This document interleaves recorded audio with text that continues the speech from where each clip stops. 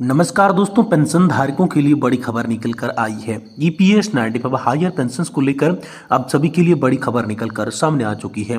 EPS 95 higher pension में देरी, court के अलावा और कहां पर जाएं पेंशन धारक, इसको लेकर बड़ी खबर है। आखिरकार न्याय मिलने में इतना विलंब क्यों है? सुप्रीम कोर्ट से संज्ञान ले रहे हैं ईपीएस 95 के पेंशन धारक। तो आखिरकार हायर पेंशन को लेकर इतना विलंब क्यों हो रहा है? सुप्रीम कोर्ट से क्या संज्ञान ले रही है और कोर्ट के अलावा पेंशन धारक कहां जाएं, इसको लेकर क्या आखिरकार ताजा रिपोर्ट सामने आई है, इसके बारे में भी दोस्तों आज की इस वीडियो के अंदर बात करेंगे।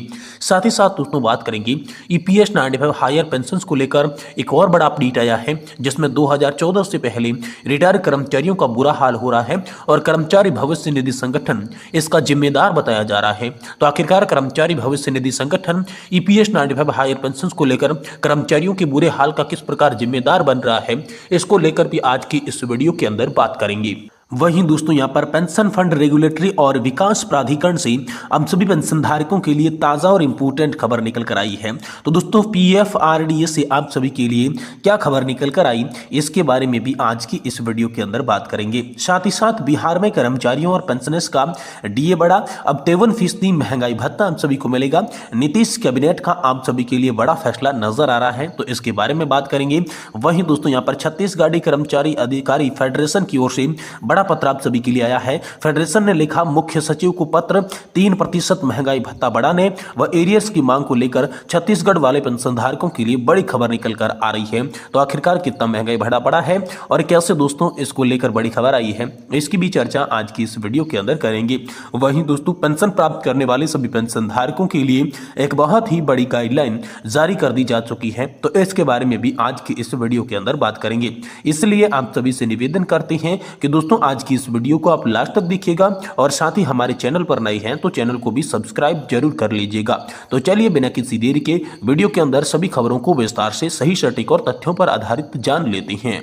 जी हां दोस्तों, पहली बड़ी खबर की बात करें तो ईपीएस 95 हायर पेंशन में देरी, कोर्ट के अलावा और कहां पर जाएं पेंशन धारक, आखिरकार न्याय मिलने में इतना विलंब क्यों? सुप्रीम कोर्ट से संज्ञान ले। जी हां दोस्तों, पेंशन धारकों के कोर्ट जाने की सिर्फ एक ही मजबूरी है कि उन्हें ईपीएस 95 योजना के अनुरूप समुचित पेंशन पाने से रोका गया है। हजारों में से सिर्फ 2-4 ही अपना मुंह खोल पाते हैं, बाकी की राय तो यही रहती है कि इंतजार के सिवाय उनके पास कोई विकल्प नहीं है। जी हां दोस्तों, ईपीएस 95 हायर पेंशन के मामले न जाने कितने लोगों के किन किन अदालतों में केस लखा रखे हैं। 2 दशकों से भी अधिक वक्त गुजर गया, पर ईपीएस 95 के अंतर्गत आने वाले सैकड़ों सार्वजनिक उपक्रमों सहित निजी संस्थानों के सेवानिवृत्ति के लिए अभी तक एक भी ऐसा आदेश जो सब पर समान रूप से लागू हो, ऐसा नहीं निकल सका है।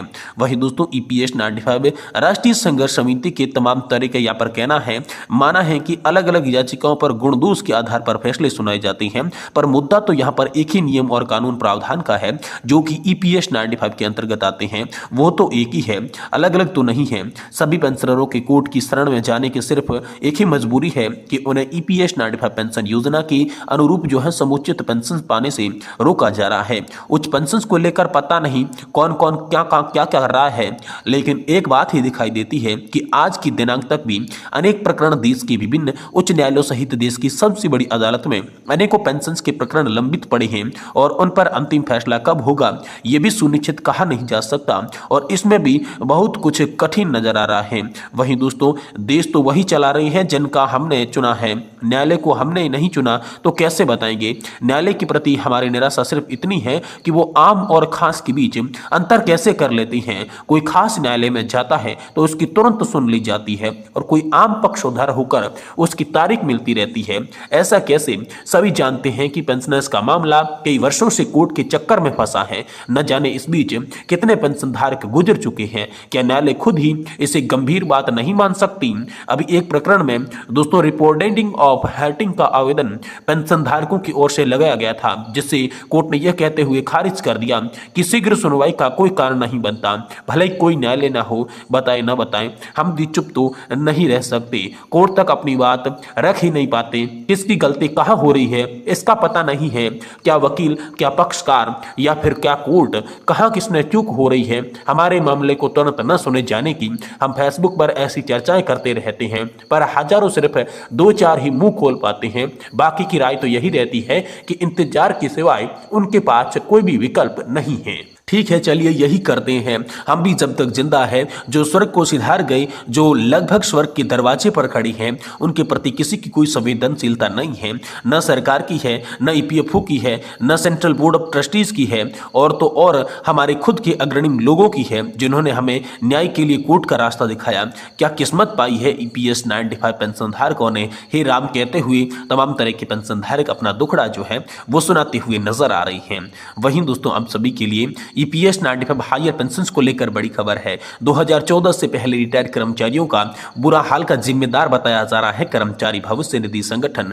2014 से पहले सेवानिवृत्त हुए एक बार फिर से पेंशन धारकों की बदकिस्मती की खबर आ रही है। इनके लिए कर्मचारी भविष्य निधि संगठन और एफसीआई को जिम्मेदार ठहराया जा रहा है। ईपीएस 95 राष्ट्रीय संघर्ष समिति के रायपुर अध्यक्ष अनिल कुमार नामदेव ने भी इसको लेकर कहा है कि अभी तक किसी ने भी एफसीआई प्रबंधक पर उंगली जिम्मेदार नहीं ठहराया है, जो उन्होंने कर्मचारियों के साथ शुरू की थी जब कर्मचारी पेंशन योजना 1995 के समय लागू किया गया था, जिसके परिणाम स्वरूप अब सेवानिवृत्त हो चुके कर्मचारी बिना किसी गलती के इसकी सजा भुगतने को मजबूर है।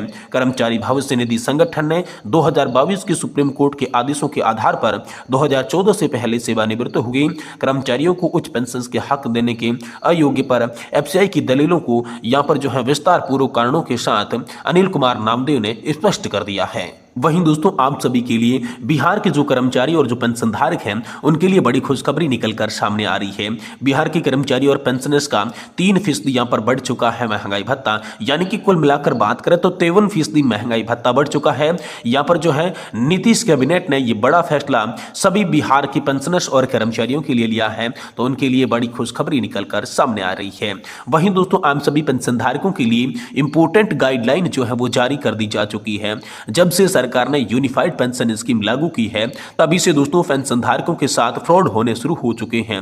पेंशन को लेकर फेक कॉल्स की भरमार इन दोनों लगातार जारी है, क्योंकि आजकल पेंशनर्स और फैमिली पेंशन वाले पालों पर लगातार फोन कॉल्स आ रही हैं। साथ ही उनके खाते की जानकारी जानने के लिए दबाव बनाया जा रहा है। कॉलर्स पीपीओ नंबर, जन्म तिथि और बैंक अकाउंट की जानकारी मांग रही है। सरकार ने कहा है कि किसी भी को अपनी निजी जानकारी शेयर नहीं करें, अन्यथा पल भर में आप सभी का अकाउंट खाली हो सकता है। तो आइए जानते हैं सरकार ने पेंशनर्स और पारिवारिक पेंशनर्स के लिए क्या नई गाइडलाइन जारी कर डाली है। जी हां दोस्तों, जब लोगों के पास ज्यादा कॉल आने शुरू हो जाए तो सेंट्रल पेंशन अकाउंटिंग ऑफिस को इसकी जानकारी मिली, क्योंकि कॉलर वित्त मंत्रालय के अंतर्गत आने वाली सेंट्रल पेंशन अकाउंटिंग ऑफिस का अधिकारी बताकर ही फोन कर रहे हैं। ऑफिस से एक बयान इसको लेकर जारी किया गया है, जिसमें बताया गया है कि फ्रॉड कॉल करने वाले ये लोग पेंशनर्स को व्हाट्सएप, ईमेल या एसएमएस के जरिए फॉर्म भेजते हैं और उसे भरने के लिए कहते हैं। इसके साथ ही धमकी भी देते हैं कि अगर वे इस फॉर्म को नहीं भरेंगे तो अगले महीने से पेंशन बंद हो जाएगी, इसलिए इसके झांसे में बिल्कुल नहीं आए। दोस्तों, सेंट्रल पेंशन अकाउंटिंग ऑफिस ने पेंशनर्स को सतर्क रहने के लिए सलाह भी दे दी है। जी हां दोस्तों, पेंशनर्स को सतर्क रहने की अपील की गई है। यहां पर सीपीओ पेंशन पाने वाले पेंशनर्स या फैमिली पेंशन पाने वाले को कहा गया है कि किसी भी को अपना PPO number, date of birth या फिर बैंक अकाउंट डिटेल शेयर नहीं करें, क्योंकि सीपीओ से कोई इस तरह का कॉल नहीं करता। ये पूरी तरीके से डिजिटल रूप से ठग होते हैं, इसीलिए इनके झांसे में बिल्कुल नहीं आए, अन्यथा आपकी मेहनत की कमाई पल भर में गायब होते या पर देर नहीं लगेगी। तो दोस्तों, यहाँ पर जो है सीपीएओ की ओर से बड़ा आदेश जारी किया गया है। सेंट्रल पेंशन अकाउंटिंग ऑफिस की ओर से पेंशन धारकों के लिए गाइडलाइन जारी की गई है कि कॉल पर किसी भी प्रकार की कोई भी पर्सनल जानकारी शेयर नहीं करें, वरना दोस्तों आपका अकाउंट खाली हो सकता है। ये बड़ी गाइडलाइन सभी पेंशन धारकों के लिए हाल फिलहाल में जारी की गई है।